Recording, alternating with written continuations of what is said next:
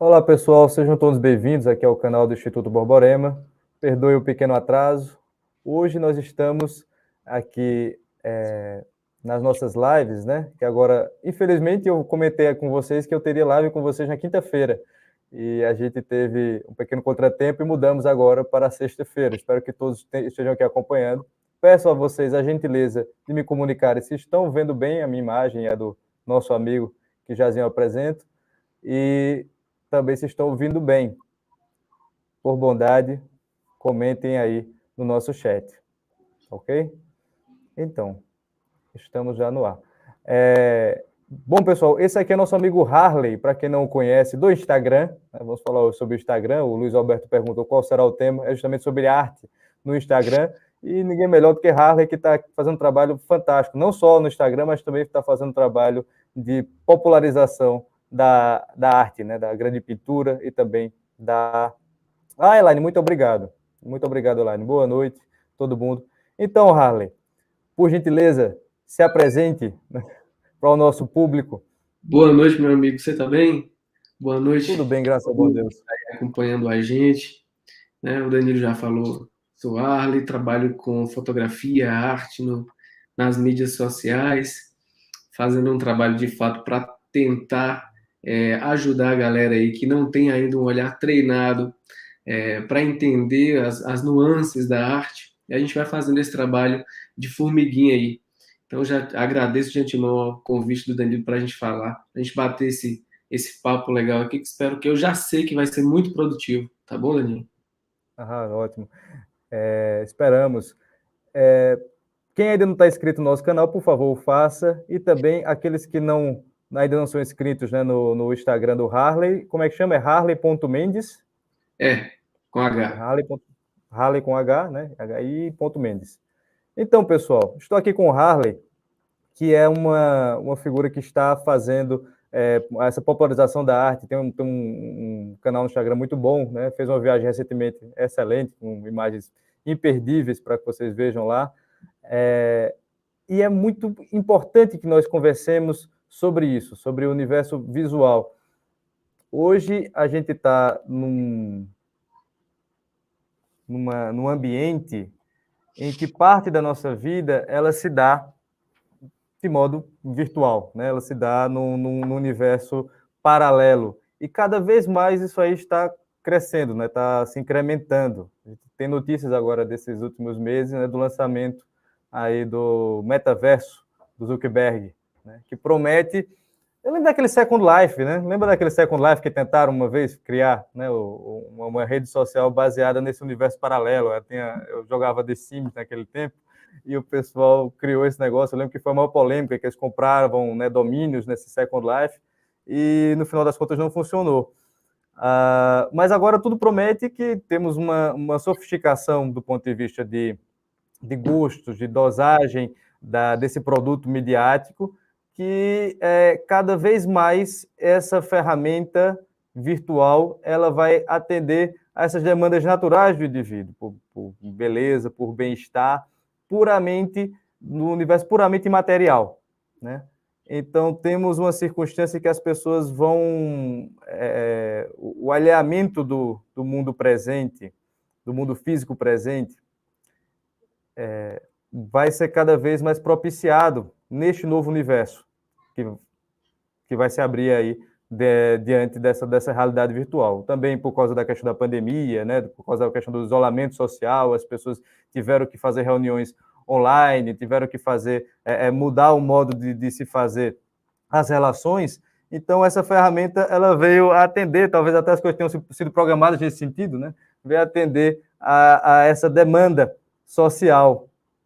E o Instagram já há algum tempo já vinha satisfazendo, na medida do possível, essa necessidade premente do homem de ver coisas, né? de assentar no visual, né? Da realização do desejo, da propensão que nós temos da atenção ao belo. Na melhor das hipóteses, né? Porque você tem, com relação ao Instagram, de tudo no mundo, né? Desde você voltar-se para as coisas mais baixas que o indivíduo procura, desde mover os apetites mais inferiores do homem, até também essa possibilidade de resgate que você vem fazendo, de trazer essa imagem, trazer o contato com o que temos de superior. Como que você vê esse auxílio que você promove na comunidade que você consegue alcançar? Você tem um público bem específico e eu quero saber como é que você entende o seu trabalho. Uhum. Danilo, não é um trabalho tão fácil de fazer, porque é o seguinte, as plataformas hoje, elas exigem, pela forma dela, elas exigem agilidade, rapidez. Então, as pessoas precisam consumir todo aquele conteúdo que está sendo apresentado ali de forma muito rápida. E é claro que para você desenvolver determinadas habilidades nas artes, você precisa parar, você precisa aprender a contemplar. Não dá simplesmente para você não pode ir no museu, por exemplo, eu quero ver um Velázquez. Você não pode chegar no museu, olhar e falar, pronto, viu o Velázquez e Repete, por sair. gentileza, contemplar. Então, como eu dizia, né, você não pode. As plataformas hoje, elas exigem uma rapidez muito grande em todo o conteúdo que está sendo oferecido ali, né? Sua imagem está craquelando um pouquinho, deve ser a internet, né? Você está me ouvindo bem? Sim. Sim. Estou ouvindo, agora estou ouvindo bem. Pronto.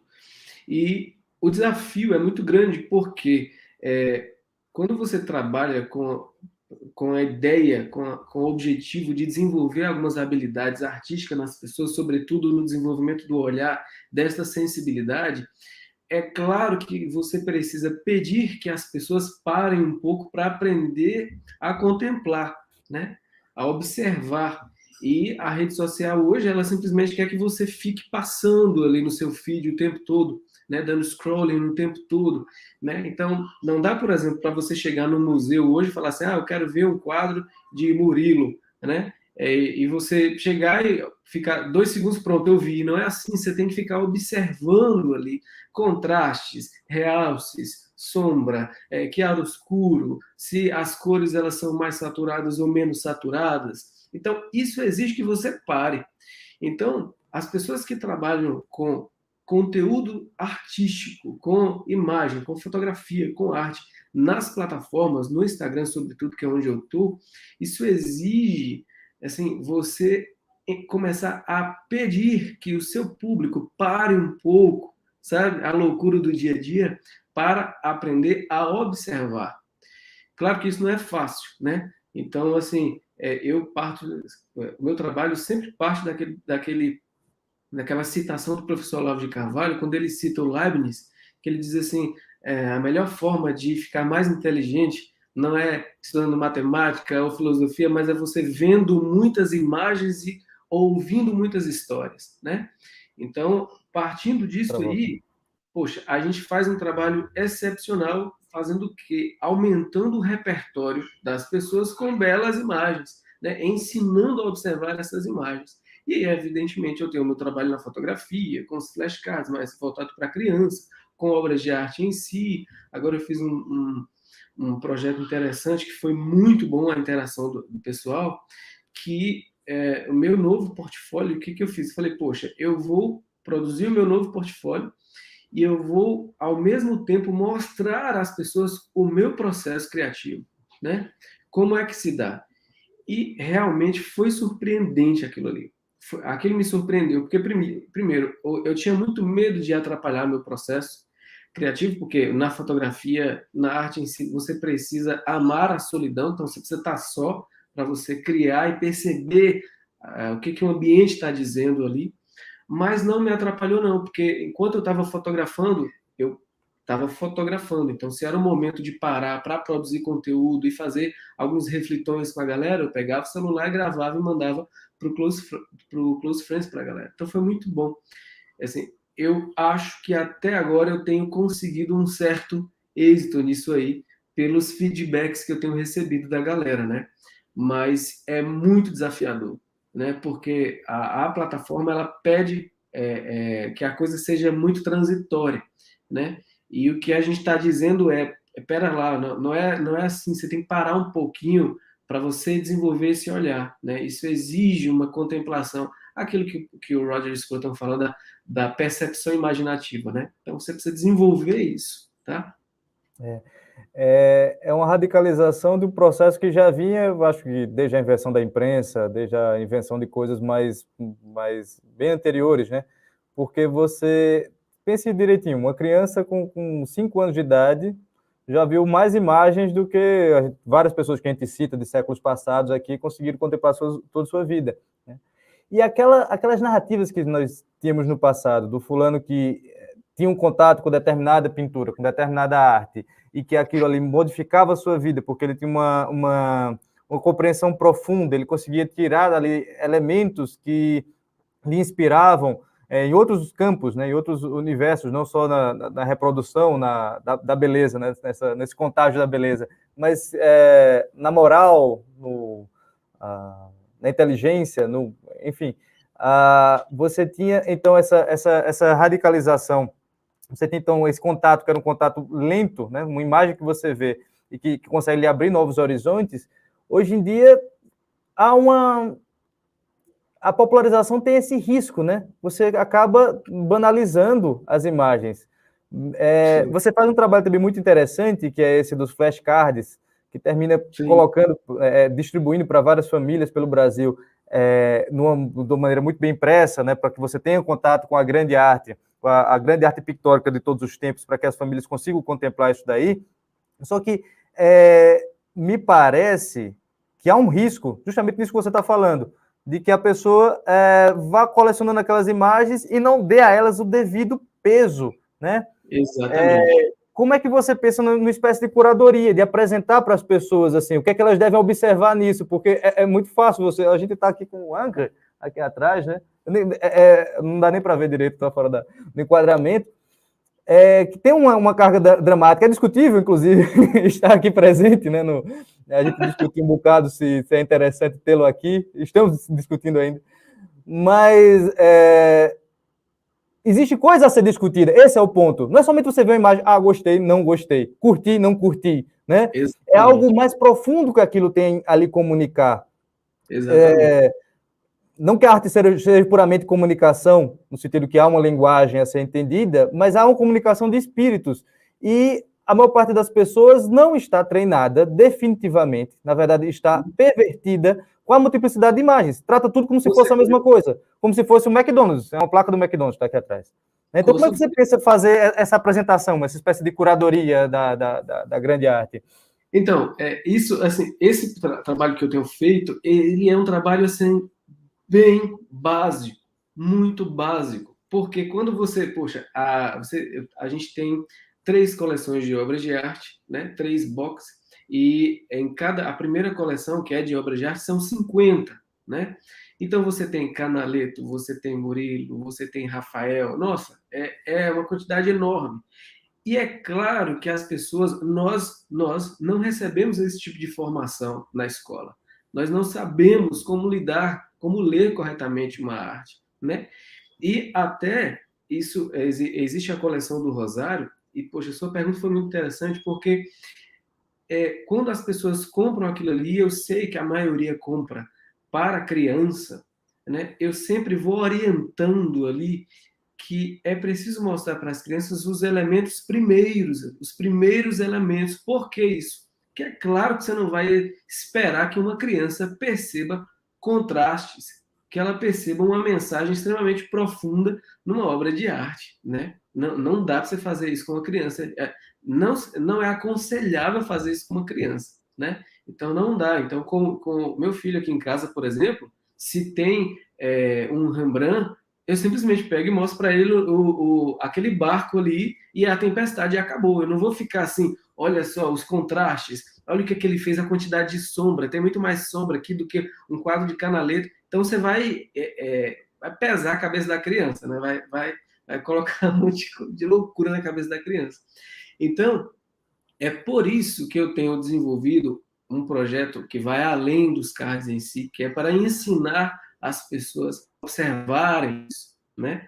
A analisar corretamente. Então, Danilo, assim, você imagina que a grande preocupação, assim, as pessoas não sabem discernir hoje se o vermelho é mais saturado do que o outro, assim. Uma coisa boba. Assim, nós aprendemos na escola as cores primárias e olhe lá, assim. Você está entendendo? Quais são as cores primárias? Pronto, as cores primárias. Então, é claro que nós precisamos. Existe o risco de banalizar de fato, simplesmente, eu tenho as obras de arte, como o pessoal que vai ver lá as meninas no Prado, o pessoal chora diante de obra. Isso é a apoteose da frescura, você está entendendo? Porque aquilo ali é simplesmente uma arte, existe uma genialidade naquilo ali, é claro que existe uma genialidade, mas, porra, você não precisa ficar com frescura, como se existisse um segredo esotérico ali que precisa ser desvendado, você está entendendo? E hoje existe muito isso. Então, claro, o trabalho de fotografia é pura observação. Então, quando eu cheguei agora lá no Prado, no Museu do Prado, e eu cheguei em frente às meninas, né? Poxa, eu parei, observei, mas eu fiquei observando como as pessoas estavam observando a tela também. Porque isso é importante, sabe? E assim, parece que as pessoas estavam diante de um ritual sacramental, você está entendendo?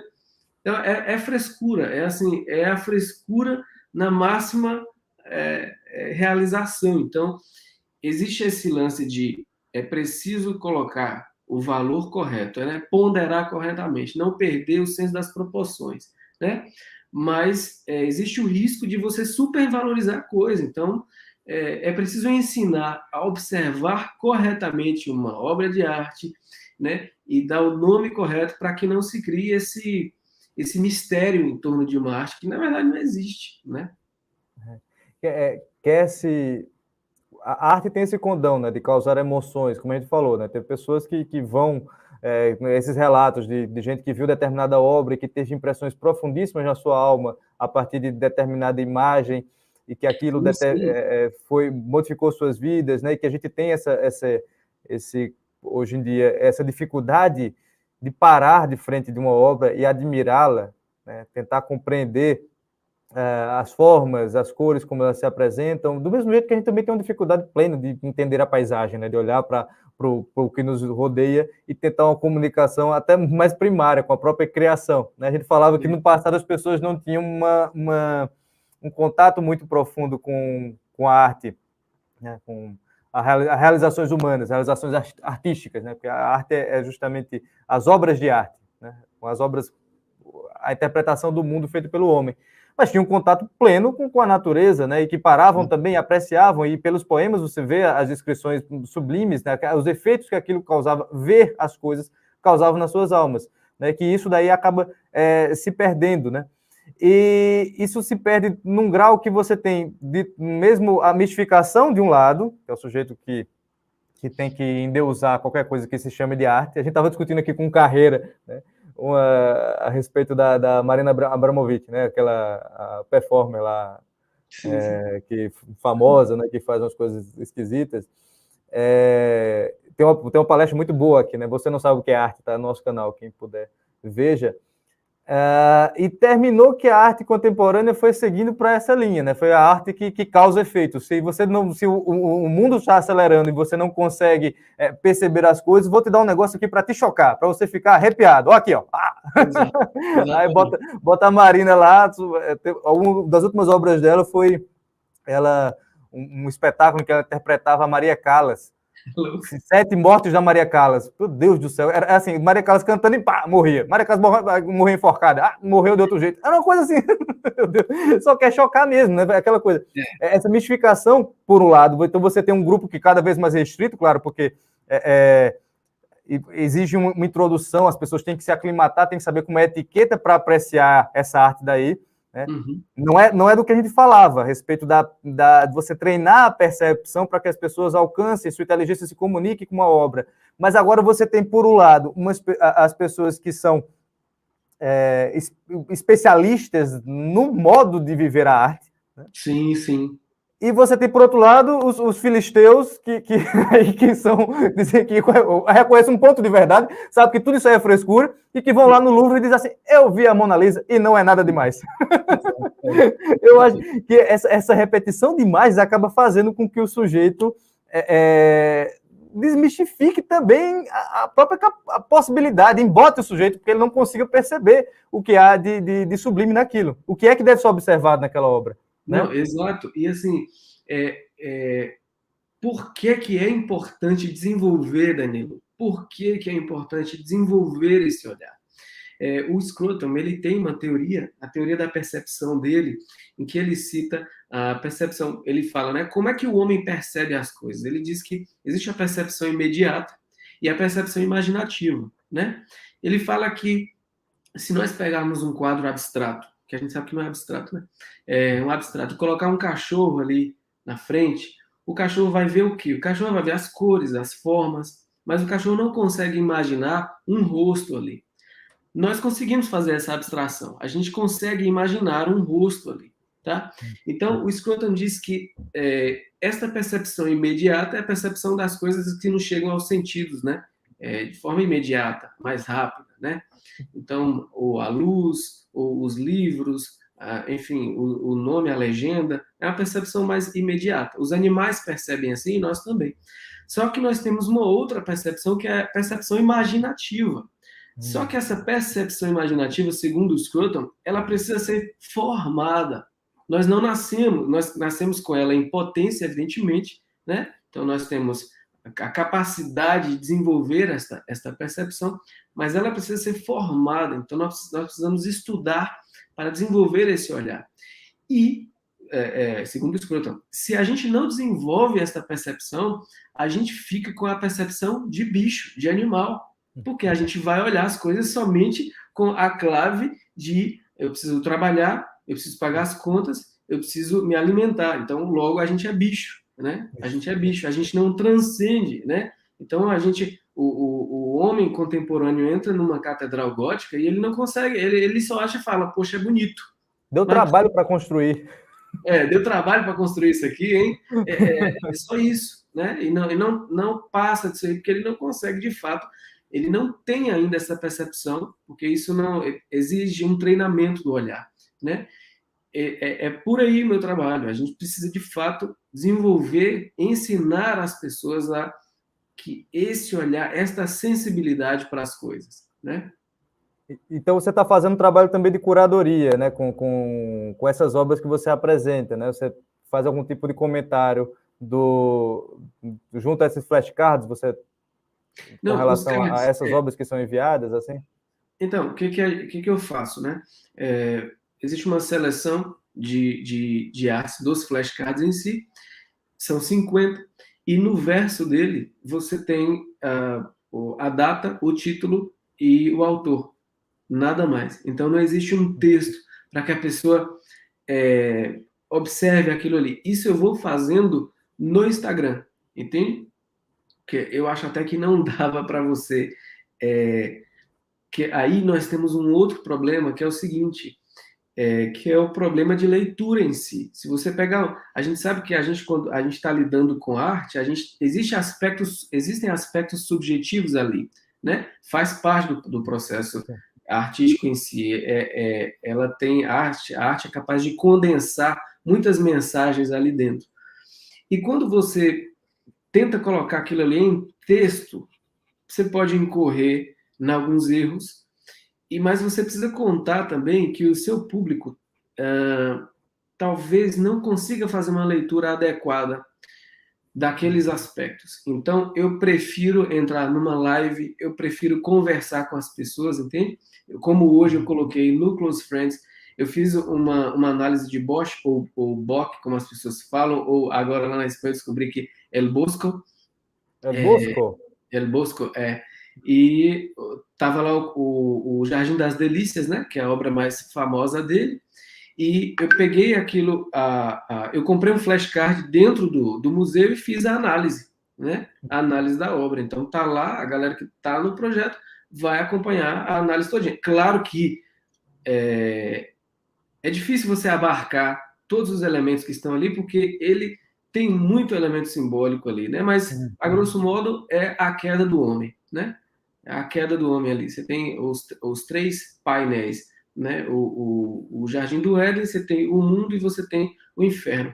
Mas eu prefiro fazer esse trabalho conversando, porque somente no texto eu acho mais complicado, sabe?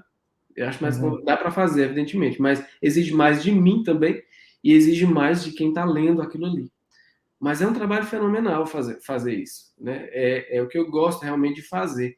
E na fotografia é a mesma coisa, só que na fotografia a fotografia ela é muito mais simples, né? A linguagem dela, a narrativa dela é a coisa mais simples. Você não tem tantos elementos assim como numa obra de arte. Inclusive existe essa discussão, né? Se fotografia seria obra de arte ou não. Eu não acho que seja uma obra de arte. Eu acho que ela tem elementos de arte, mas uma obra de arte eu acho que não sei. O Benedetto Croce acha que é obra de arte, o Scruton acha que não é obra de arte. Eu prefiro ficar com o Scruton. Eu acho que se tem elementos artísticos ali dentro, mas uma obra de arte que você tem fechada, não, né? Eu acho que não é por aí. Mas vamos lá. Você sabe, não, eu tô rindo aqui porque eu acho que tem uns 10 anos, a mais do que isso, uns 15 anos, que é um tema que eu discuto com o Matheus isso daí. Então o Matheus concorda contigo, viu? Fotografia não é arte, fotografia é outra coisa. Não. Mas você falando aí do Bosch, né, dessa experiência, desse esforço para ver, eu me recordei de um professor, que Deus o tenha, um amigo que faleceu, que ele era espanhol das Canárias. Ele... Eu trouxe para você aqui, ó. Ah, ótimo! De colocar no livro, ó, que legal. Excelente, muito obrigado. Excelente, é fantástico, realmente você tem... Aí, tá, esse é o tipo de coisa que exige legenda, exige um acompanhamento, você não consegue. Eu gosto do Bosch, mas assim, certamente eu não peguei tudo, logo porque eu também não parei o suficiente de frente à obra dele, né?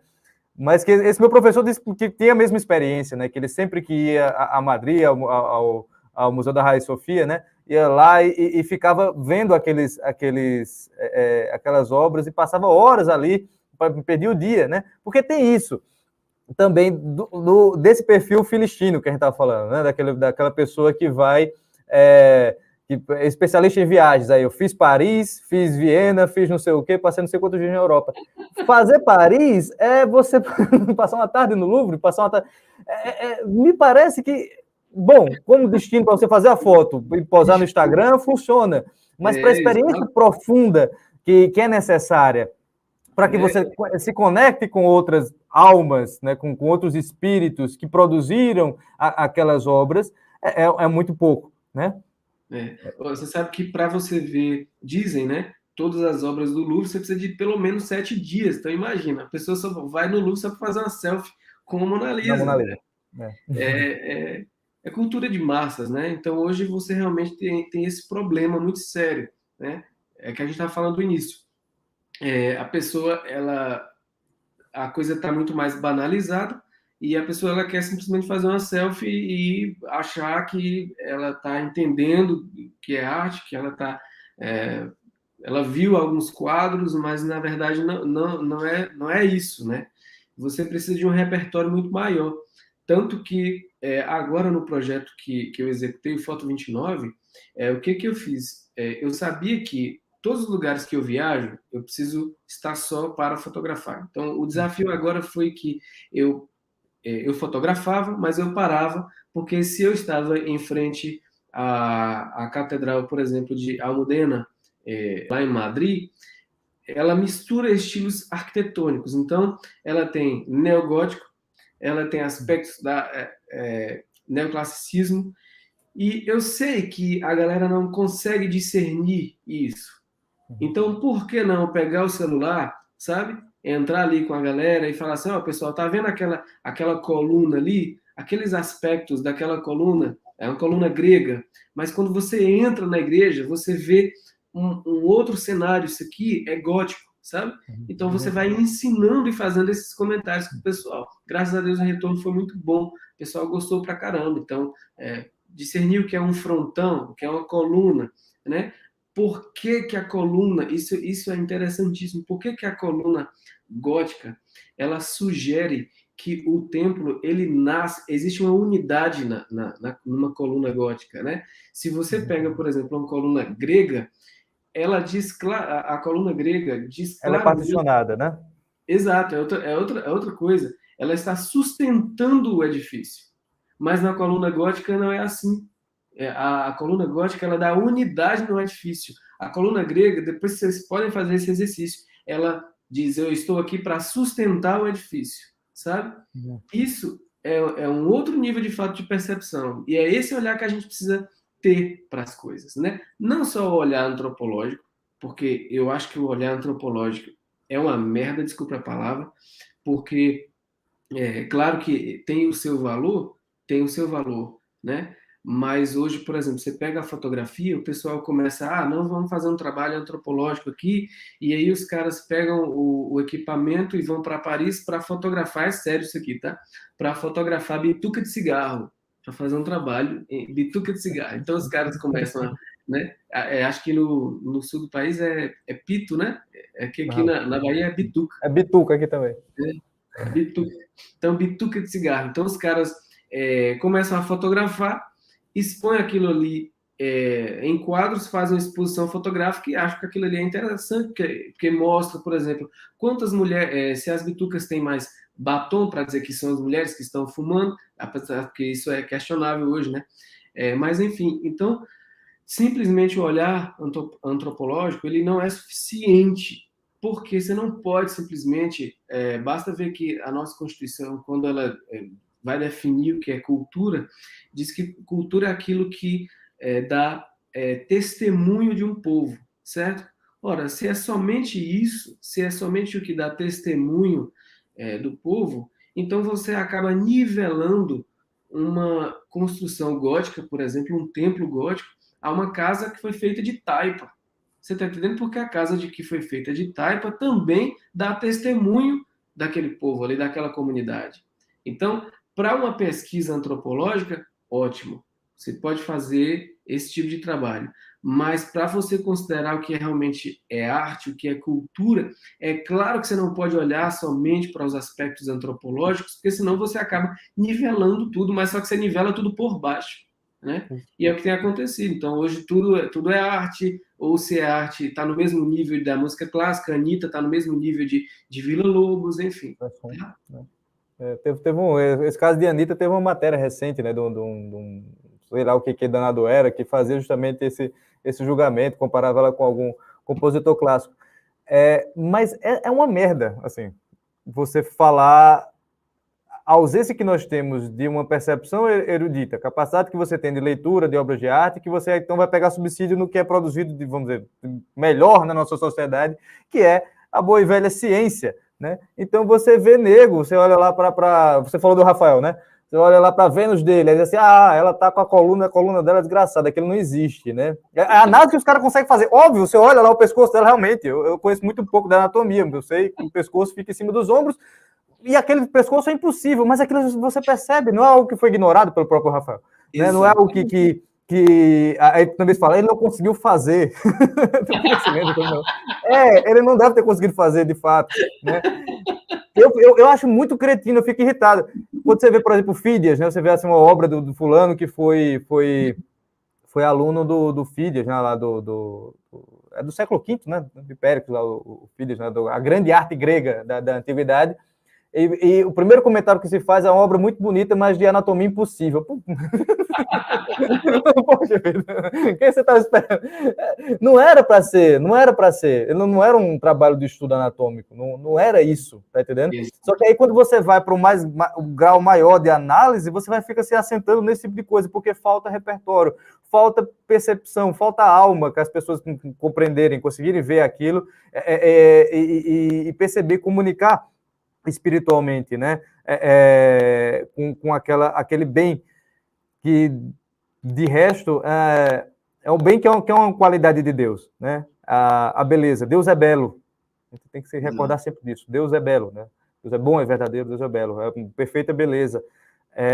E até um ponto interessante, né? A gente estava falando aqui da Mona Lisa, nesses exemplos aí do Louvre, que me recordou uma questão, né? A Mona Lisa, eu acho que chegou na França por causa do Francisco, né? Do rei Francisco, que hospedou o Da Vinci. E era um homem moralmente péssimo. Era um rei péssimo. Ele hospedou o Da Vinci, que Da Vinci também não era moralmente grande coisa, mas ele hospedou o Da Vinci, realmente tinha uma percepção artística profundíssima. Mas a gente tem que lembrar que o Francisco, ele era tão vaidoso que ele acabou fazendo, contra o imperador Carlos V, ele terminou fazendo aliança com o grão turco, né, com o grande inimigo da Europa, né, contra a sua religião, contra o seu povo, contra a Europa, fazendo aliança com o inimigo que quase assolou Viena, né, aos poucos, quase chegou lá, quase derrubou Viena. E você então tem um personagem que tinha um grande apuro estético, sem sombra de dúvida, né? Por quem ele patrocinava, você consegue perceber isso, mas que moralmente era um canalha. Isso aí me leva a um ponto, que é o seguinte: hoje em dia as pessoas procuram, né, os cards, né, procuram para a educação infantil, né, e nessa expectativa de fornecer uma formação, né, como uma ferramenta de formação, e mal informadas, me parece até com uma certa confusão, de que isso daí teria efeitos morais. Não sei, tem efeitos morais na educação da criança, né? Que oferecer a arte é para você fazer uma boa, fazer um sujeito bom moralmente, né? Eu discutia com o Pedro Sete Câmara, você conhece, né? O Pedro Sete Câmara. Sim. E sobre a alta cultura, né? E ele responde, tá aqui no canal também, a entrevista com ele. O áudio não ficou tão bom, a gente teve que colocar a legenda, mas ele diz exatamente isso. Para que você quer uma alta cultura? Né? Você vai pegar os grandes textos da alta cultura, tem coisas, tem moralidades acérrimas, tem coisas assim que não se pode ler em casa de família. Né? Para que você quer uma alta cultura? A mesma coisa acontece com a grande arte. Tem Exato. Coisa que não deve entrar em casa de família. Assim, tem coisa que deve ter uma gestão também do ponto de vista moral, né? Pro Delfim, né? Para a criança, né? Nesse aspecto. Né? Então, como é que você se dá com essa confusão que se faz, né? De você fornecer uma coisa para apreciação, para formação estética, e muitas vezes o público está esperando uma coisa para formação moral. Cara, isso é curioso, porque eu já tive umas 4 mães que me escreveram, porque eu coloquei na curadoria lá nas imagens, tem algumas, por exemplo, você tem a Vênus lá, e existem algumas imagens de nu artístico, né? E aí a galera me escreve assim, mas por que você colocou, você tá entendendo? Por que você colocou isso aqui? Então, aí eu vou explicar, eu falo assim, olha só, é que você é quem vai discernir o que você apresenta para o seu filho. Eu não estou na sua circunstância. Então, assim, se você acha que não é o momento de apresentar aquilo ali, não apresente agora, retire. Teve uma mãe que eu tive que contar quantos tinham ali, são 4 imagens ali. Aí eu tive que contar, eu falei, você retira essas 4 imagens, não apresente agora. Depois, quando tiver uma maturidade maior, você apresente. Agora, é preciso fazer discernir o que é realmente o nu sensual de um nu realmente vulgar, né? Porque hoje, quando a galera... o nu hoje é um negócio extremamente vulgar, obsceno, né? Mas, enfim, trabalhar com esse tipo de coisa não é tão fácil, porque, de fato, as pessoas esperam que nesse trabalho todo mundo que está produzindo seja anjo, você está entendendo? E não é. Imagina se você pegar a história de Caravaggio, por exemplo, né? Então, não é assim. Então, é preciso que faça essa separação. Agora, tem uma coisa interessante aí, Danilo, que é o seguinte, que, de fato, a genialidade desses artistas, ela é enorme, né? Assim, por mais que os caras tinham uma vida completamente torta, louca, mas os caras estavam ali, eu quero que você pinte aqui para mim a Capela Sistina. Ele vai pintar a Capela Sistina e acabou, né? Mas hoje você tem um problema que o cara quer imprimir no projeto dele toda a sua perspectiva, toda a sua cosmovisão. Então, ele sai do discurso poético, né, para citar aqui o professor Olavo de Carvalho, os 4 discursos, ele sai do discurso poético e entra num discurso retórico. Já deixou há muito tempo de ser arte isso aí. Então, ele tem uma mensagem, assim, qual é a mensagem que você tem para passar nessa arte? Aí deixou de ser discurso poético e virou retórica. Eu quero que você faça isso quando você vê o meu trabalho. Você está entendendo? Então, então é preciso que se compreenda isso, porque quando a gente está falando de arte contemporânea, a gente tem claramente a alma do cara impressa ali. Antes não acontecia isso. Então você tinha o Michelangelo da vida, que é um cara que... Poxa, quem foi o Michelangelo, né? Mas ele queria fazer o trabalho dele e acabou, né? Poxa, a Pietà realmente é genial, mas hoje não. Hoje você pega... eu citei lá o prêmio de fotografia que teve... eu esqueci o nome, e o cara foi premiado porque ele fotografou, fotografia marítima, ele fotografou um peixe fumando, né? Eu acho que aquela imagem foi manipulada, mas enfim. Aí qual é a imagem, qual é a cena, né? Ele lá no oceano, aí tinha uma bituca de cigarro, e o peixe tentou comer a bituca, e ele registrou aquilo ali, e o cara ganhou R$ 45.000, né? Com aquela imagem. Então, assim, tudo hoje é simplesmente para lacrar, não existe uma preocupação, não existe uma narrativa de fato poética que transcenda aquilo ali. Cara, eu nunca tinha visto a luz dos vitrais, assim, eu já entrei em várias igrejas góticas, mas eu tive uma experiência agora na primeira catedral gótica da Espanha, que fica em Ávila, né, terra de Santa Teresa d'Ávila. E quando eu entrei, ali não tinha mais prédio, ainda não tem, né? Não tem ainda grandes edifícios. Então, quando o sol toca nos vitrais, fica realmente algo muito lindo, muito lindo. E eu não tinha tido ainda essa experiência, eu já sabia que esse era o efeito de tanto estudar, evidentemente, né? Mas não era ainda uma coisa por participação, não era experiência por participação. E ali eu vi realmente como o homem medieval ele assistia uma missa quando o sol tocava e sobre os bancos aquela luz colorida tocava na igreja toda, sabe? Então, e aquilo ali é muito lindo, é diferente demais daquilo ali, é muito diferente. Infelizmente, esse efeito a gente não tem em Notre Dame, porque Notre Dame é cercada de grandes prédios, então não dá para o sol se tiver mais se pondo, mais próximo ao horizonte, para fazer esse efeito, não dá, né? Então, eu não vi isso, né? Mas, enfim, é uma pena que as pessoas hoje estejam sobre esta clave de eu espero que a arte em si seja capaz de educar os meus filhos ou de educar o meu espírito para uma vida moral mais elevada. Primeiro que a arte em si ela não tem um efeito imediato, né? Então ela não tem uma utilidade imediata, ela tem efeitos secundários. Então, se você observa muito, você ouve música boa, se você observa grandes obras de arte, é claro que o seu olhar, a sua percepção fica mais bem desenvolvida. Mas esse é um efeito secundário da arte. A arte não se propõe a isso, né? Você não pode, eu não posso começar a vender as minhas fotografias e falar assim, pode comprar minha fotografia que depois da manhã você está mais inteligente. Você está entendendo? Isso é propaganda enganosa, né?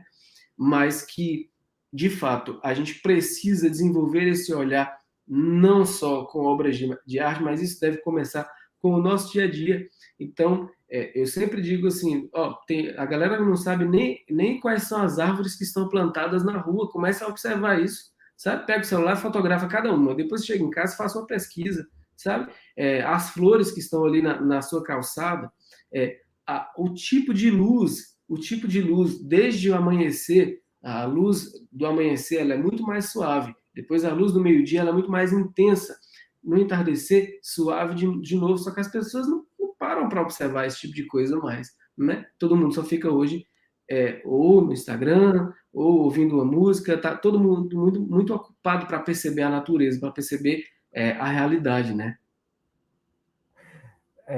Três coisas importantes que você falou aqui. A primeira é sobre esse valor da arte, que ela não, a princípio, não se comunica com a moralidade, não significa, não implica na produção do bem. Eu me recordei que no começo dessa semana, a gente estava aqui numa live, e o Matheus falou uma coisa muito importante, né? A gente fazer uma live sobre primarização e secundarização. Recomendo a todos que estão aqui presentes que não deixem de ver essa live. E ele falava sobre a verdade, que a verdade é um bem em si, né? Que a verdade ela é um bem em si para a alma do homem, né? Ele é voltado para a verdade, para a contemplação da verdade. A verdade ela não está sujeita à moralidade no sentido que, uma vez que você vê a verdade, você realiza bons atos. Ela não está sujeita nesse sentido. Na verdade, você realiza bons atos para lhe tornar sua compreensão intelectual mais aberta para que você consiga captar a verdade. Me parece que coisa semelhante acontece no nível do que a gente está discutindo com a beleza.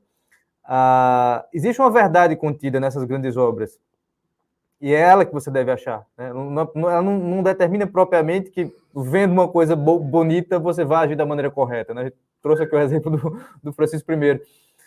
Você uma coisa não leva a outra, né? Mas existe uma verdade que é captada ali e que aquilo alimenta a sua alma no sentido mais profundo, né? Aquilo pode alimentar a sua alma no sentido mais profundo. É claro, para quem é católico já reparou isso. Essa sua experiência dentro de uma bela igreja é algo que todo mundo já reparou em determinado grau. Ver uma bela imagem e conseguir associá-la a Deus. Veja, isso é uma coisa que a gente pode testemunhar, né? Perceber uma forma e dizer isso daqui, né, é obra de Deus. Olhar para a natureza, como você estava dizendo, né, e perceber a presença de Deus na criação. Isso é exatamente isso que a gente está falando, dessa sugestão dessa impressão estética a uma verdade. Isso que é superior, a uma verdade. Não quer dizer que você, por ver coisas belas e conseguir perceber coisas belas, você vai necessariamente agir de uma maneira melhor. Claro, se você ordena você percebe a ordem do universo e medita sobre essas coisas e alcança verdades, por óbvio que isso daí vai alimentando nos outros campos e você vai buscando o bem, vai buscando as coisas mais superiores, né? Mas isso que a gente deve estar claro, né? Não é sabendo, conquistando verdades que você realiza coisas boas. Na verdade, é o inverso. É o inverso que acontece. Né? Outra coisa interessante que você falou foi justamente... Me recordou dessa live que a gente falava sobre a autoria, sobre esse aspecto da primarização. Outro exemplo que o Matheus também trouxe, estou citando ele aqui, a respeito das catedrais góticas, né, que você vai limpar uma catedral gótica, vai lá nas alturas, lá 40, não sei lá quantos metros lá em cima, em Chartres, lá não sei aonde, e você percebe os detalhes que estão presentes naquele teto, o cuidado que a coisa foi feita, coisa que não ia ser vista de baixo, e coisa que muito dificilmente alguém iria enxergar de cima. E o sujeito que subiu, trepou lá no andaime, e que calejou suas mãos fazendo aquilo, nem deixou seu nome impresso. Exato. É importante que se diga, né, que apresentar o nome do autor de determinada obra de arte é uma coisa mais recente, né? Da Renascença para cá que a gente tem, assim, como identificar quem são as pessoas de fato que estão fazendo aquelas coisas. Por influência, tá bom, antiga, na antiguidade o pessoal escrevia o nome. Nos vasos, né? Escrevia os nomes de onde foi realizado isso daí. Mas o grosso daquilo que você está vendo na Idade Média são autores anônimos, né? Pessoas que faziam as coisas belas porque elas eram belas e queriam que as coisas fossem belas, coisas que as pessoas não iriam ver, né? Então, essa dimensão da vida dissociada, você vê a gratuidade do belo, o cara querer fazer o belo sem que aquilo esteja associado a seu nome. Isso é belo, né? Isso é belo, não, isso é fantástico, né? Você conseguir perceber a coisa, você tentar imaginar quem foi o sujeito que fez isso, porque você não sabe que espírito tão grandioso foi esse, capaz de lhe proporcionar essa impressão, né? Esse êxtase. Eu vi as fotos, viu? esse êxtase daquela catedral. essa comunicação dos espíritos e com uma generosidade tão grande. Veja, com generosidade tão grande, né? É muita verdade que é transmitida nesse ato. Sim, Né? e Danilo, eu vou dizer para você uma coisa. Antes de conhecer o professor Olavo de Carvalho, eu era liberal, né? E um liberal, passado terrível, né? E o liberal, ele é utilitarista, né? Então, as coisas só têm valor para ele se elas tiverem utilidade. E é esta a mentalidade dos nossos dias, porque assim, hoje, poxa, o sujeito pensa, qual é a função de um templo? Aí ele diz, a função de um templo é congregar pessoas, mas o pressuposto está completamente errado, né? Não é para congregar pessoas. Aí ele pensa, ora, se é para congregar pessoas, então vamos fazer um galpão. Aí ele vai constrói um galpão. Pronto, está servindo para congregar pessoas e as pessoas então vão poder cultuar, fazer sua liturgia aqui dentro. Então, é esse tipo de raciocínio que vai influenciando na arquitetura, na pintura, no culto religioso.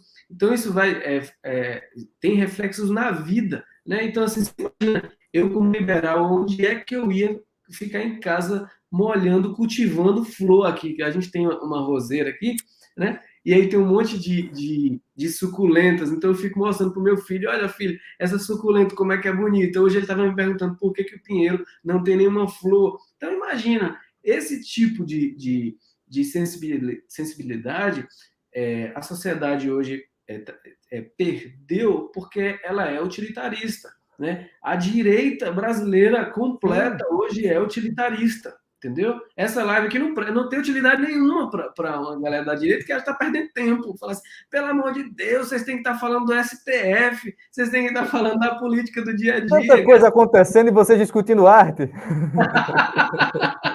Não é isso? Exatamente, pô. Não, vamos para o Twitter, lá a faixa de Gaza, vamos ficar no Twitter que isso vai influenciar mais as pessoas. Então, assim, eu tenho uns amigos que falam assim, rapaz, a gente precisa fazer uma comoção social, você tá entendendo? Eu falo assim, meu amigo, que comoção social, que motim popular, o quê? Você tá entendendo? Então, assim, esta perspectiva liberal, utilitarista, ela está no espírito hoje de todo mundo, né? Da direita total, né? E a gente precisa ir aos poucos aparando as arestas e mostrando onde é que está o erro aí, você está entendendo? Isso nos contagia a todos, né? Você falou do passado liberal, tem muitos, tem dos melhores, viu? Tem dos melhores também tem isso daí. Não é algo... É algo para se penitenciar, mas não é algo muito dramático assim, não. Temos boas experiências de liberais aí, conversas que são excelentes. É o seu caso também, né? Você está nesse grupo. Mas isso acaba nos contagiando, né? O materialismo, veja, o marxismo e o liberalismo são fáceis. Para quem assistiu a nossa live aqui do começo da semana, que essa sim era de sociologia, né? Para quem assistiu, conseguiu compreender isso, né? De que como as coisas estão relacionadas, são reversos da medalha. E não é disso que a gente está falando. A gente está falando de coisas muito mais profundas, muito mais necessárias. Outra coisa que eu ia falar a respeito do seu comentário anterior, e que era disso, dessa possibilidade que você tem de perceber o ambiente, o seu entorno, né? De perceber a delicadeza da criação, a beleza dessas artes gratuitas, né? Do inusitado, de alguém que fez alguma coisa. Isso aí, a fotografia, por mais que não seja arte, ela acaba lhe dando um treino com relação a isso, esse esforço de perceber as coisas, porque você está na oportunidade ali, você tem que fazer aquela imagem. O Ítalo, doutor Ítalo, é que fala, né, justamente sobre essa experiência, né, de você acordar cedo, você ver como se comporta o sol. Nós estamos então tão afundados nesse universo virtual do Instagram, agora com essa nova possibilidade que vai ter aí desse universo paralelo mesmo, que o rapaz lá do Facebook está criando, causa essa alienação de você não ter a capacidade de perceber a realidade, de perceber a beleza que está contida na realidade. Que, de resto, perceber a beleza da realidade é um ato de justiça para com Deus. Perfeito. Você não Perfeito. pacifica seu espírito, você não vai ter saúde, você não tem como raciocinar direito se você não fizer um treino nesse sentido, de começar a perceber como as coisas são belas, as coisas que Deus criou são belas, né? Eu me esqueci agora, é um livro famoso de desenho. Eu acho que você conhece, aquela que do desenhando com o lado direito do cérebro, como é que chama? É um desenho, é um curso assim desse bem popular de desenho, que ela faz uma menção interessante, que as pessoas que começam a desenhar, começam a fazer um esforço de representar, começam a reparar como as pessoas são bonitas, mesmo as pessoas feias, mas assim, que existem traços ali harmônicos que fazem com que as coisas fiquem mais bonitas. Então, esse treino perdeu-se completamente. Essa capacidade de olhar para as outras pessoas e não vê-las somente como um dado, como um cliente, como alguém que vende, como uma autoridade, como alguém que está subordinado, está acima de você, como é um fator no seu desenvolvimento social. Você começa a ver as pessoas, como seres humanos, seres criados por Deus. Quando a gente está falando de defesa da vida, a gente está falando exatamente disso, né? Da capacidade de olhar para o outro, de olhar para o universo criado. E isso daí termina causando as doenças mentais, causando a alienação completa, né? É uma coisa muito necessária esse tipo de formação, né? Claro, é muito necessário, bicho. Eu trabalhei 8 anos numa instituição financeira, né? Então, eu trabalhei no mercado financeiro por 8 anos. E você fica por 8 anos treinado a observar juros. Você está entendendo? Você, você pensa em economia, você É pensa nos fácil ser impactos. liberal assim, né? É, você é treinado para isso, né? E quando você sai desta bolha, desta loucura, você fala, poxa, realmente você não era uma vida propriamente dita, porque você tem a oportunidade de sair e perceber a luz, né? Eu comecei na fotografia por causa de um nível muito alto de estresse. Então eu tentei, de tanto o professor Olavo falar que a gente precisa observar a realidade, a filosofia do professor Olavo de Carvalho é sobre a realidade, né? E eu falei assim, poxa, tá aí, como eu não jogo futebol, eu só bebo, preciso fazer alguma coisa a mais aqui. E aí eu peguei a fotografia e falei, poxa, eu já gosto de fotografar, eu vou usar então a técnica da fotografia para observar mais. E, e foi assim que eu entrei na fotografia de cabeça, sabe? E é realmente um mundo fascinante.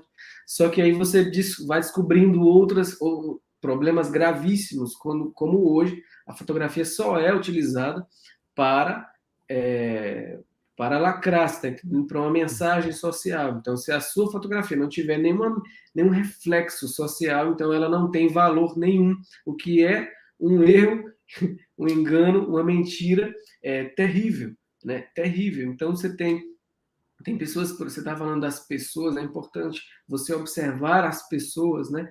Ver que ela é a imagem e semelhança de Deus, mas tem pessoas que só fotografam, principalmente aqui na Bahia tem muito disso. Você entra no Instagram dela, você só vai ver que tem gente que só fotografa pessoas negras, sabe? E eu falo, poxa, quando eu olho para alguém, eu não vejo a cor da pele, eu vejo uma pessoa. Então, eu acho muito. Você entra numa neurose, você começa a achar que você deve fotografar a cor da pele, você está entendendo? Então, é um problema, é o reflexo do espírito, né? Porque toda arte ela é reflexo do nosso espírito, né? De como está o homem hoje. E é claro que se o homem está numa decadência completa, tudo que ele vai produzir hoje existe uma tendência muito grande de ser merda, né? De não prestar aquilo ali, né? O nível está baixando muito. Você falou com relação à fotografia e eu estava me recordando aqui da decadência geral das artes visuais, né? Porque eu conversei com o Carreira também sobre essa questão da arte contemporânea, terminou que ele veio aqui a Campina Grande para conversar sobre isso, e foi muito bom. Conversou outras coisas também, mas foi muito bom. Quando você vier aqui novamente, a gente vai conversar bastante. E eu falava a respeito de um evento que tem no Rio de Janeiro, né, de galeristas do mundo inteiro, a Arte Rio, é um evento muito prestigiado, né, que tem umas exposição de todas as galerias, então você tem tudo o último grito da arte de consumo, né, da arte de consumo dessas elites muito restritas. que conseguem entrar, né, nessa linguagem, conseguem compreender e apreciar aquele tipo de coisa, né, aquelas impressões que aparecem ali. E eu tenho acompanhado volta e meia eu olho para ver o que está acontecendo nessas galerias. E a sensação que eu tenho é que o emburrecimento está ficando cada vez maior, porque agora eles estão abrindo para uma popularização disso daí, e eles não conseguem atingir. Aí agora você está tendo na arte pictórica sempre a pintura com legenda. Já reparou isso? Então é sempre uma pintura mural dizendo alguma coisa, faça não sei o quê, com a frase de efeito, parece mais 68, assim. Tudo está ficando assim, entendeu? Então as pessoas não conseguem simplesmente, não estão conseguindo, mesmo o horror, né, uma coisa que era para lhe chocar, as pessoas não estão chocando mais. Então dá um aviso ali que é para elas chocarem com aquilo. Então isso está acontecendo em todos os campos, né? Nem esse tipo de arte está conseguindo alcançar seus efeitos de chocar mais. Agora você tem que explicar qual é o sentimento, na própria obra, explicar qual é o sentimento que a pessoa deve ter. Né? A retórica, aquilo que você falava, né? O cara está agora não mais muito longe da imitação da natureza, muito longe disso tudo, se é que isso é certo, enfim, é outra discussão. Mas muito longe de tudo isso, o cara agora está preocupado em causar um efeito e criar um propósito político naquilo lá. Então, o esvaziamento é completo, o embotamento não tem mais. Não tem mais. Mesmo aquelas elites que estavam ali, que vieram, né, no meio dessa decadência, mas ainda assim se comunicando com esse universo, nem elas conseguem mais realizar nada nesse sentido, né? A coisa foi quebrada de uma maneira muito, muito profunda na segunda metade do século XX, né? E outra coisa que o Olavo fala também é dessa necessidade que nós temos de... E aí eu acho que você ajuda, né? Dessa necessidade que nós temos ante a configuração do país em que nós estamos, né? Ante ao formato das nossas cidades, a feiura do nosso modo de viver, né? Nas grandes cidades, nas cidades de porte médio, como é o caso daqui de Campina Grande, como é o caso Vitória da Conquista, né, que você está? Que são cidades que proliferaram, né? São cidades que não são agradáveis de se ver, maior parte das suas perspectivas, e como é necessário que você, então, abstraia daquilo e funde sua imaginação em coisas diferentes. Né? Nossa. Para a sanidade. Então, essa desnaturação, a gente falou, há um apelo central, que é ver a realidade, perceber, e aí o universo criado você consegue notar, a não ser que você esteja numa caverna muito feia, então você consegue notar o movimento do Sol, as estrelas, etc. E você tem, por outro lado, essa necessidade de descolamento, né? De não olhar para essa realidade como sendo a única realidade possível. Você tem que olhar para outras coisas, tentando se comunicar com os grandes espíritos. Né? Me parece que é nessa linha que o seu trabalho vai ajudar as pessoas. Danilo, eu tive a experiência agora, de tantas experiências nas minhas viagens, eu conheci fiz uma amizade lá com um filmmaker, né? E o menino tem 22 anos, e aí um dia eu falei assim com ele, falei, amanhã eu vou à missa, você quer ir à missa comigo? Ele falou assim, where's the mass? O que é a missa, né?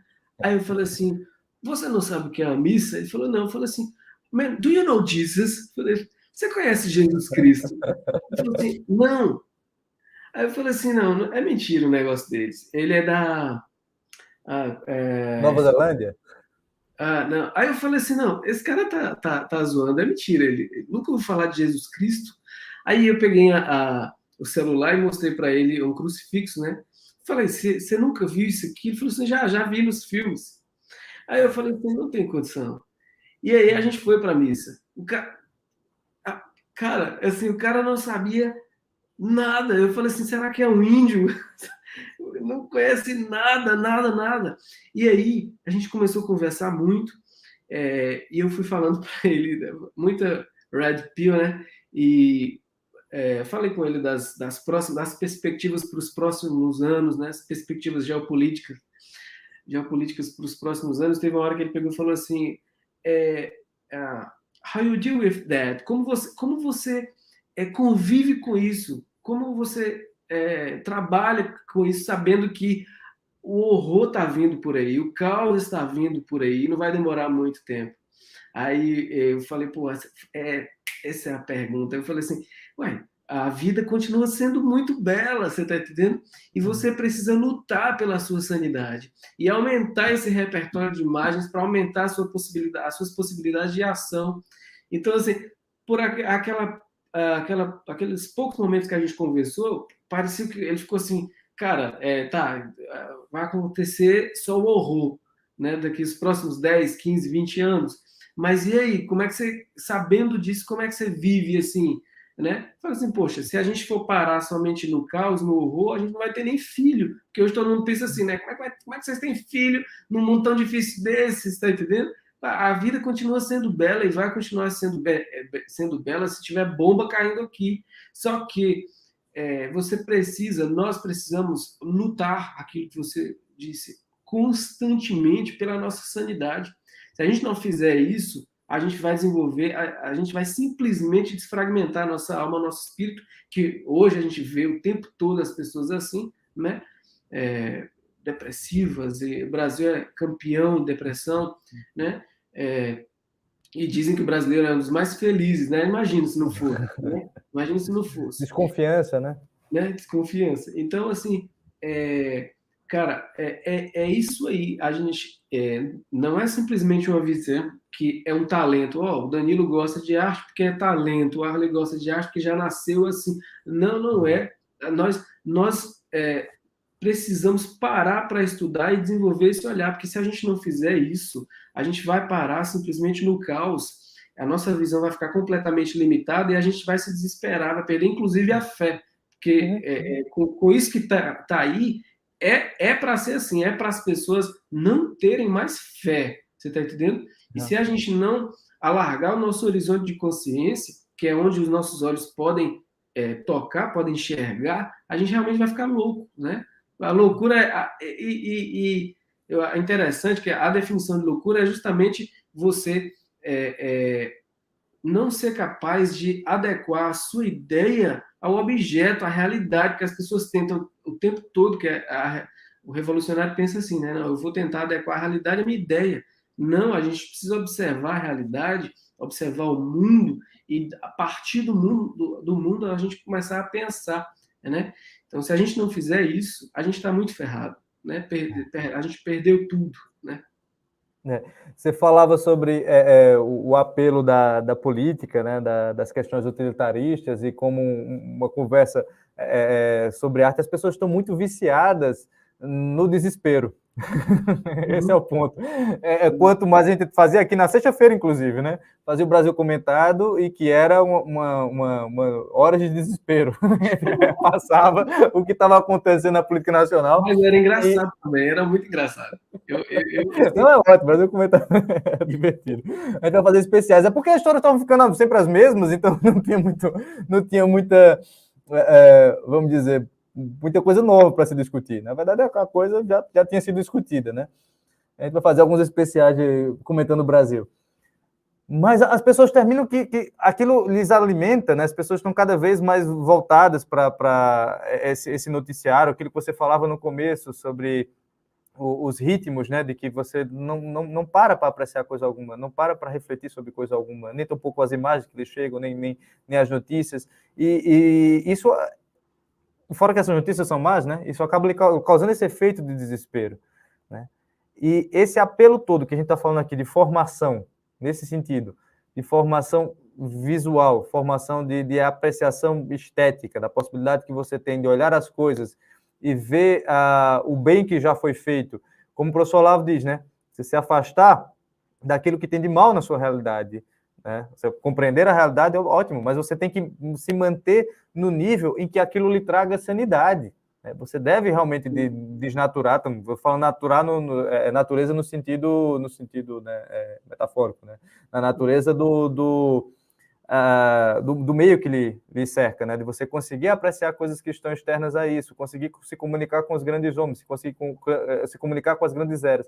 Isso daí é necessário para a sua sanidade. Sim, com certeza. Para que você consiga amar sua realidade, amar sua circunstância, amar o que lhe circunda, amar a criação de Deus, porque isso é necessário. Veja, todos os horrores que a gente está convivendo aqui, todos esses efeitos, essa conversa que você teve com o videomaker aí, é muito ilustrativa, porque você diz, olha, é isso tudo que está acontecendo, mas, bom, mas a gente tem que amar o tempo, tá entendendo? A gente tem que amar no seguinte sentido, porque Deus nos deu esse tempo para a salvação das nossas almas, não foi outro, né? Então a gente tem que amar a providência divina e nos oferecer uma oportunidade de salvação como essa, assim como os mártires amaram aquela circunstância que lhes foi dada, né? Você foi aí visitar Ávila, né, de Santa Teresa, que quando era criancinha resolveu e sofreu um martírio, ela buscou aquilo lá, falou, vou me aproximar de Deus mais fácil, eu vou sair criancinha de casa, né, com o irmão, para ir sofrer um martírio,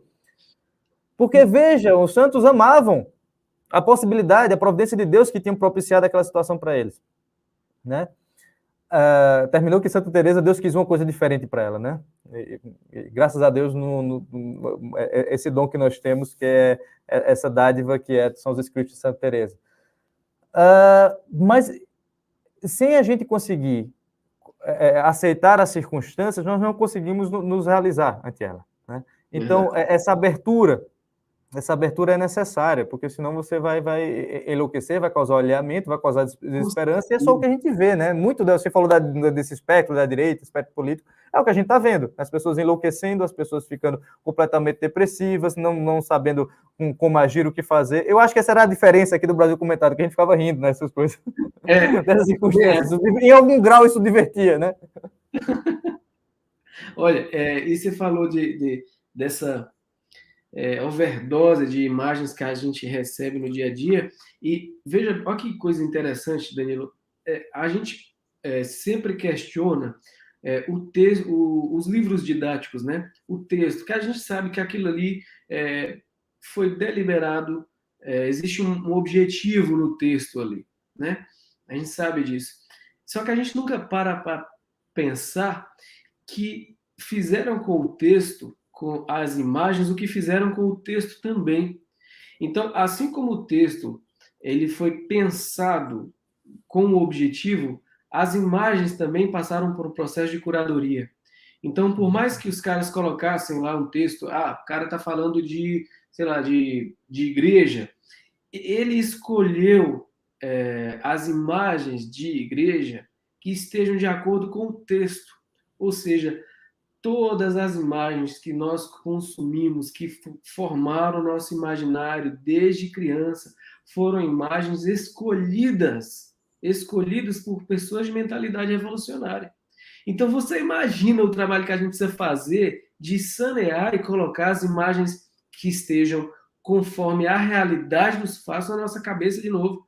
Você está entendendo? Porque quando a gente pensa em coisa gótica, aí a gente pensa assim, coisa gótica. Escuridão, então... os filmes, né? Escuros, exato. Né? Aí você vai logo para os filmes, né? Aí você vai para O Nome da Rosa, ou não é de sua época, não, mas você lembra lá de O Feitiço de Áquila. Né? Lembro sim. Então você vai para O Feitiço o Falcão, né? O Feitiço de Áquila denuncia a idade. Então, a gente não para pensar que, assim como o texto, as imagens também que vieram para o nosso imaginário, elas foram completamente manipuladas com o objetivo que está no texto também.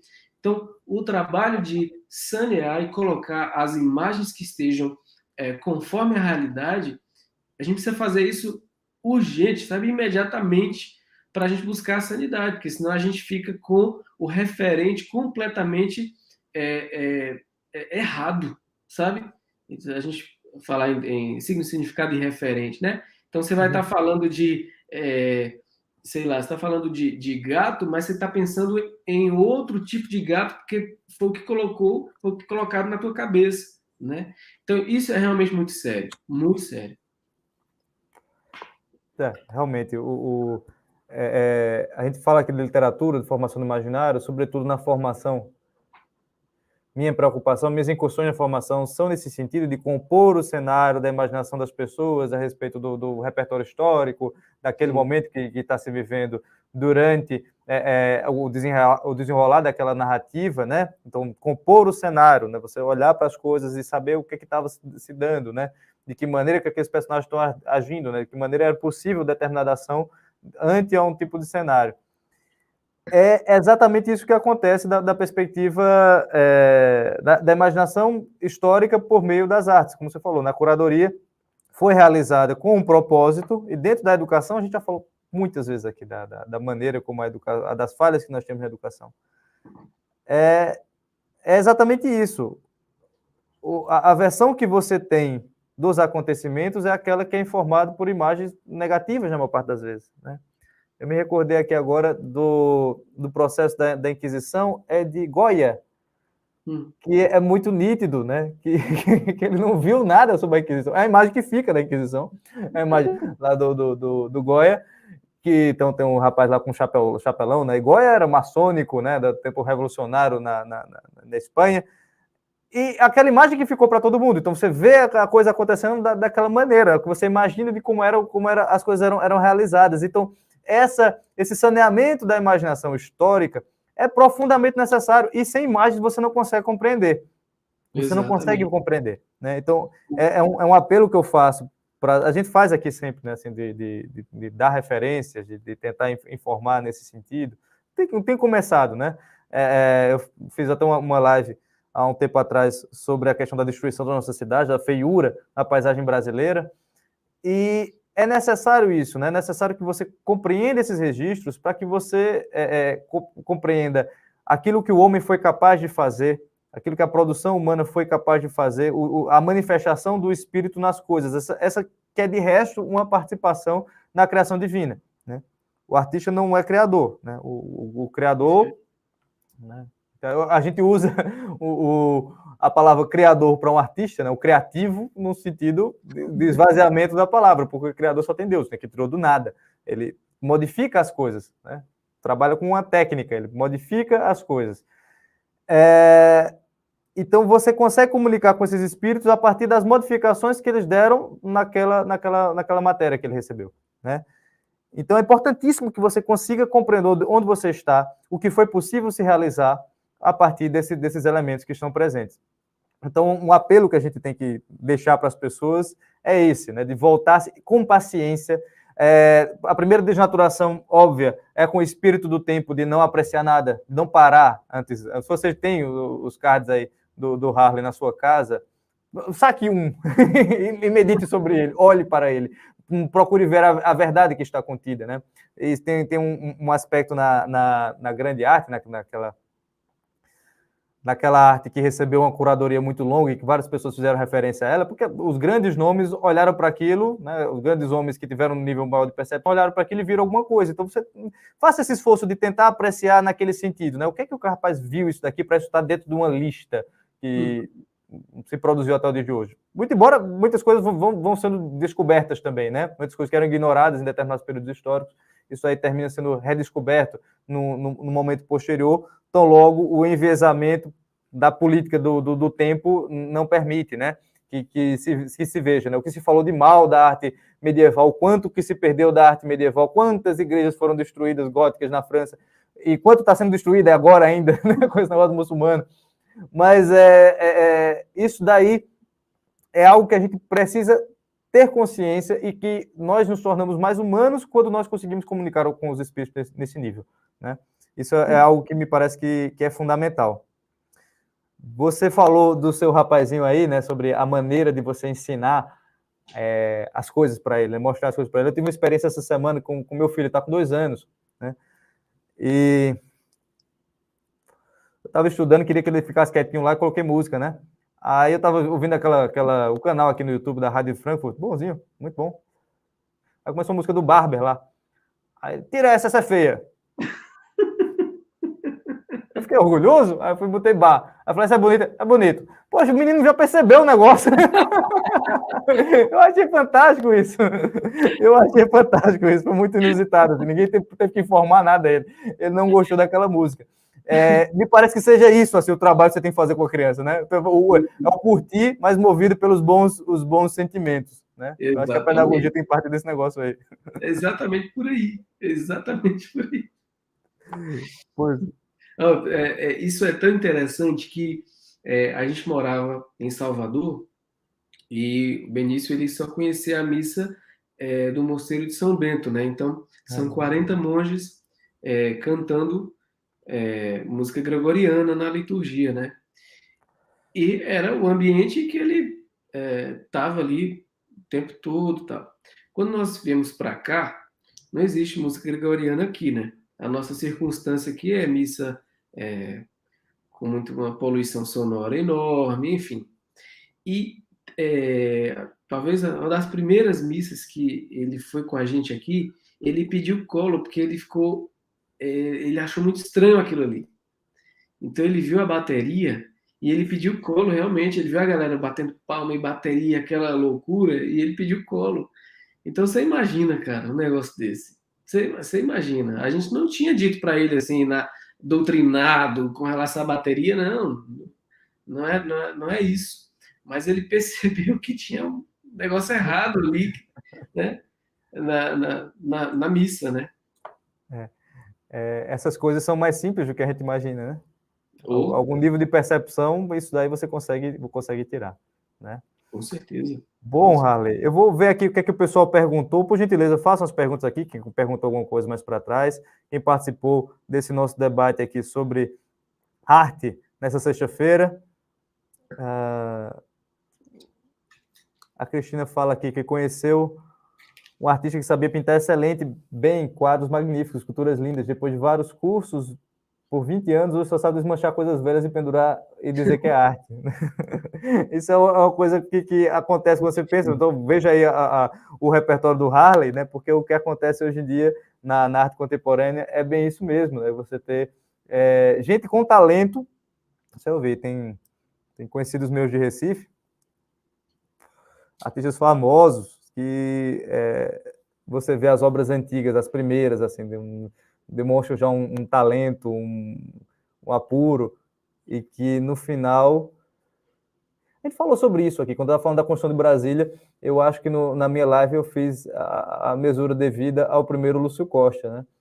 Que era jovem, que estava ali procurando as coisas. Eu acho que o grande problema na vida dele foi o conhecimento de Le Corbusier, que terminou assim levando ele para outra direção.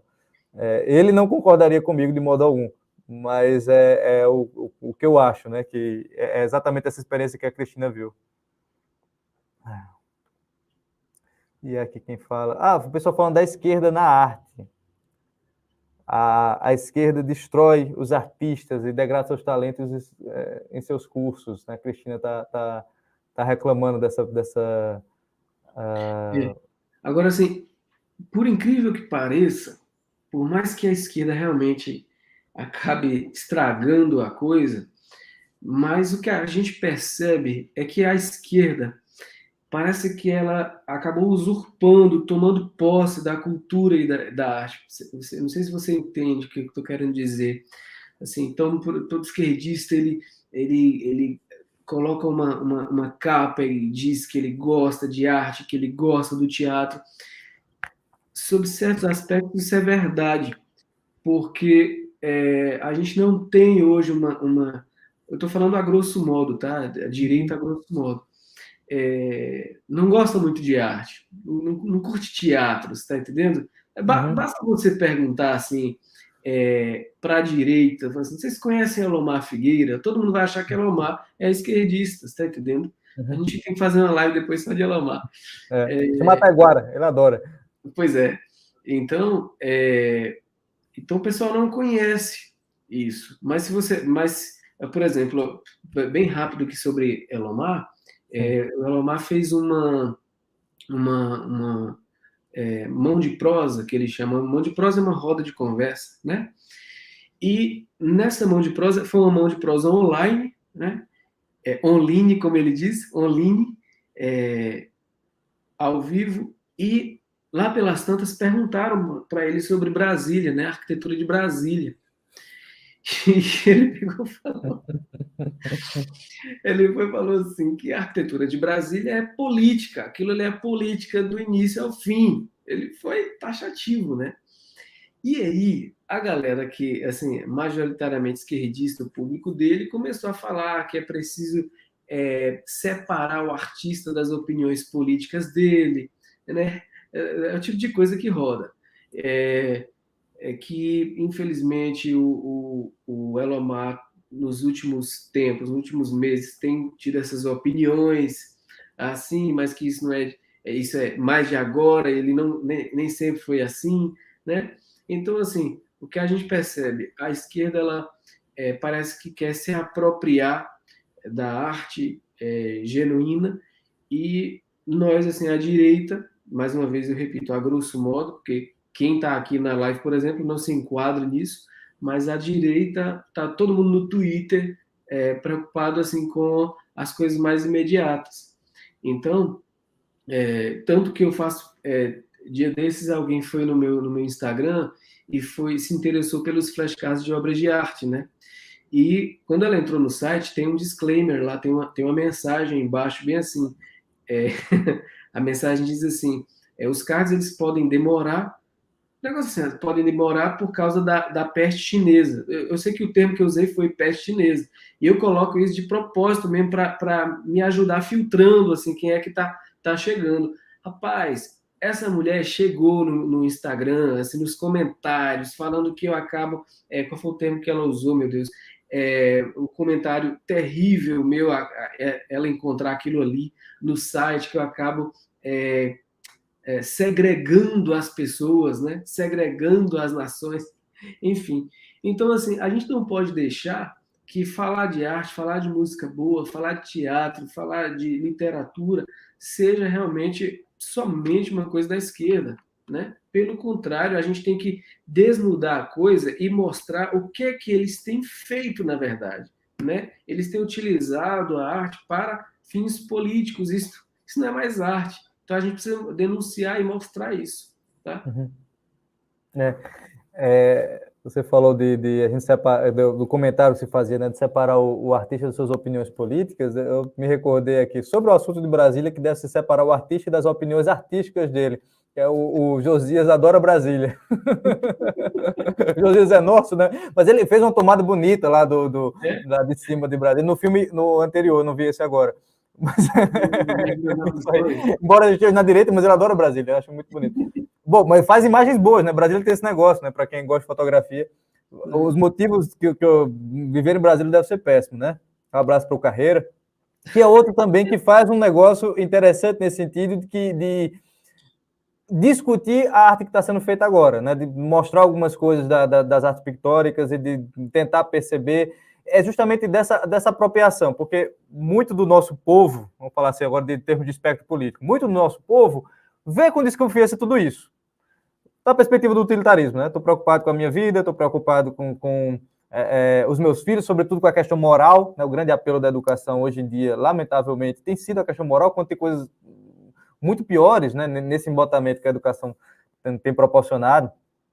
A gente já fala bastante sobre isso aqui no Instituto. E termina que abre espaço e vê com desconfiança uma discussão como essa que a gente está tendo aqui. Vê com desconfiança plena, né? Vocês estão falando de coisas que não me dizem respeito. E esse trabalho seu, o trabalho do Carreira, o que a gente está fazendo aqui, é justamente para abrir os olhos das pessoas, para que vejam como isso daí é central, e de como isso é necessário, e de como isso aí está sendo usurpado por pessoas que não podem falar sobre esse assunto. Né? Com pessoas que não estão preocupadas com retórica, com política. Nós não falamos de política aqui, senão para delimitar um espectro de um público, né? E não está com efeitos de políticos e de quem vai dominar o poder, quem vai sair. Não é isso que se trata. A gente está falando de almas, do desenvolvimento das pessoas, né? E isso daí tem que ser bem marcado. E essa desconfiança que se tem acaba produzindo isso daí que você está tratando, né? De que só quem trata disso, os cursos de artes, a parte de cinema, como é o caso de Josias, que tem que estar se acotovelando nesses festivais, tem que estar pegando briga com todo mundo, é porque a gente simplesmente não se interessa por isso. A gente não se interessa por isso, né? Quando a gente fala em termos desse espectro, né? Então, é importantíssimo que as pessoas tenham consciência disso, que produzam, né? Que apreciem, que aprendam a apreciar, né? Que se relacionem com esse tipo de coisa, né? É todo um campo que a gente está perdendo. Temos ferramentas, como é o caso do Instagram, assim, para que você, dentro daquilo que é oferecido, você possa se aproximar um tanto mais disso, mas que não que é necessário que esse gosto seja criado e seja maturado, né? Que as pessoas consigam desenvolver e perceber o valor que há naquilo, né? A gente fala disso no sentido não uma realização política, de uma realização material, mas justamente nas suas almas, né? O Lincoln perguntou aqui um negócio. Como posso, de uma maneira correta, trazer arte para crianças de 9 a 8 anos? Não é criança de 80 anos, não. Eu ministro o curso voluntário de desenho na Catedral de São Dimas, São José dos Campos. Como enriquecer a experiência? Excelente, Lincoln, excelente. Você quer comentar, Harley? Então, aquilo que a gente estava conversando, para a arte, se você for pegar obras de arte para trabalhar com crianças, apresente os elementos primeiros ali. Tá? Então, o que eu estou querendo dizer? Vá devagar, entendeu? Vá devagar. Porque, então, assim, mostre para ele, você pode fazer um exercício de vermelho, a saturação, sabe? Os elementos que estão ali, ele pode pedir para que ele descreva os elementos, porque descrever o ambiente é muito importante. A gente não consegue fazer nem mais isso. A gente não consegue descrever o ambiente que a gente está. Então, pedir que a criança descreva o que ela está vendo. Ela está vendo um cavalo, tem alguém montado, tem alguém tomando um café, existe um rei, como é que é a roupa do rei. Pronto. Parece muito simples, mas esse exercício já é algo assim fenomenal e grandioso para uma criança. Agora, conforme ela vai crescendo em maturidade, aí você pode apresentar outros aspectos.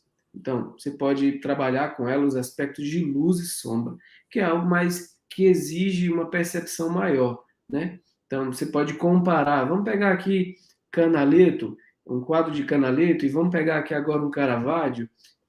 Qual tem mais sombra, sabe? Por que o Caravaggio é mais sombreado? Por que o Canaletto é mais leve nas cores? Então, perceba que o tipo de exercício deu um upgrade, né? É um pouco mais difícil, exige mais. Mas você não vai fazer isso, por exemplo, meu filho tem 3 anos, eu não vou fazer um negócio desse com ele, né? Eu simplesmente pego os cards, faço o exercício de memorização, ele já sabe discernir alguns, vai memorizando, vai falando dos elementos, ele sabe, por exemplo, que Van Gogh não tem orelha. Então, esse tipo de atividade até um pouco mais lúdica é importante, né? E ele vai aumentando o repertório, ele memorizando. Agora, conforme a maturidade dele, eu vou apresentando outros elementos, respeitando a maturidade dessa criança. Tá? A gente não pode chegar simplesmente e falar assim, olha só, as pinceladas aqui desse artista são pinceladas mais finas. Minha nossa, para a gente é difícil. Imagina para uma criança, você não vai fazer isso, né? Eu tive uma experiência, eu estava me recordando aqui agora, nesses últimos dias com as crianças aqui que a gente está fazendo catequese, falando sobre a vida de São Francisco, então tinha disponível uma cruz de São Dimas, eu apresentei. E foi uma experiência fantástica, né? Porque a gente conseguiu ver naquela obra, que é uma obra anônima, né? É uma obra medieval, genuinamente, né? Então a gente não tem alguém que manifeste a sua autoria, né? E você tem a capacidade de uma imagem sobrepor várias histórias. Tem várias coisas acontecendo ali naquela composição, e por que dá destaque uma, por que outra, por que desaparece a cruz e, na verdade, tem um sepulcro aberto, ele está de olhos abertos, depois está ferido em todos os lugares. Não tem coroa de espinhos. Tem vários elementos que você foi pegando ali, superficiais, né? Não é nada assim com relação a técnicas, nem aprofundando nesse sentido, mas a capacidade que você tem de uma imagem contar várias histórias. Isso aí foi uma experiência muito boa, né, que a gente teve aqui nesses dias, né? E do mesmo jeito, com outras imagens medievais assim que a gente pegou para ilustrar essa questão de vida dos santos. Então é bem interessante você mostrar como uma imagem pode comunicar uma ideia. Também é uma experiência que eu achei muito interessante, né, de você... A riqueza de possibilidade dentro das opções, né? Porque ali você está num universo completamente sem preocupações com realismo, com formas, mas que você tem, então, várias histórias muito reais, muito profundas, que são apresentadas numa combinação, né? É uma coisa, inclusive, mais moderna do que muita coisa que se apresenta hoje em dia, né? No sentido da modernidade, da inovação, da possibilidade do fazer artístico. Você somar várias histórias numa imagem só é uma coisa sublime, né? Uma riqueza simbólica. Então, você conseguir mostrar isso daí para as crianças, né? E que isso daí é acessível, né? Isso daí, nessa idade mesmo que você falou, 8, 9 anos, ela consegue perceberam isso tudo e fazer uma leitura. Depois eu vi isso, né? Eles apresentando, mostrando, olha, isso aqui está acontecendo, isso daqui. Eu acho que isso daqui deve ser isso. É muito interessante, é fantástico, é fantástico. A Isabel fala aqui, trazer para os nossos ambientes esse pingo de verdade. Trabalho em um ambiente totalmente sem perspectiva, assistência social. Imprimi pequenas imagens do Harley e coloquei no mural na minha sala. Olha que interessante. Legal.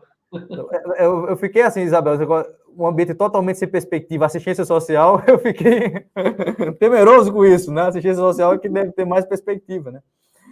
Vez por outra, alguém olha e pergunta, aproveito para dizer que é para refletir a beleza, e ao passar o tempo vou falando mais coisas. Que Deus te abençoe, Harley. Olha aí, Harley, que coisa fantástica, né? Excelente, Isabel aí, manifestando.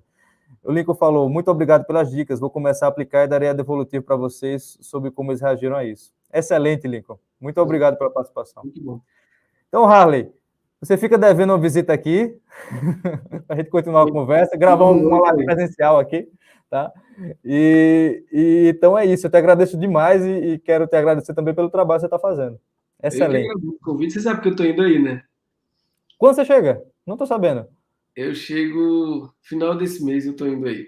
Olha só, que coisa boa, que coisa boa. Vai se encontrar aí. Ótimo, ótimo, ótimo. Tá Mas ótimo, então. Eu agradeço pelo convite, foi uma conversa muito boa mesmo. Eu acho que, para mim, é uma honra estar, como diz o Morgenstern, né?